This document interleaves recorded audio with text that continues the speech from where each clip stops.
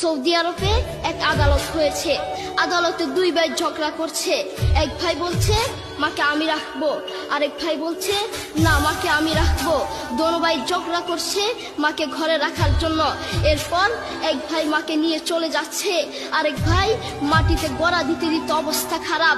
Saudi আরবে আদালত হয় মা বাবাকে ঘরে রাখার জন্য, আর আমাদের দেশে আদালত হয় মা বাবাকে ঘর থেকে বের করার জন্য। ঠিক কিনা?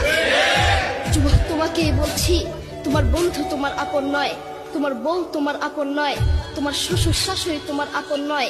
এই পৃথিবীর বুকে আপন হলো তোমার মা এবং তোমার বাবা। করোনা আসার পরে প্রমাণ করে দিয়েছে কে আপন। এক মেয়ে তার মাকে ফোন করে বলছে, মা আমার স্বামীর করোনা হয়েছে। মা বললেন সাবধান, তার কাছে যাবি না, আমি সকালে সিএনজি পাঠিয়ে দিব, তুই টপ করে সিএনজিতে উঠে যাবি। এটার নাম দুনিয়া, এটার নাম দুনিয়া।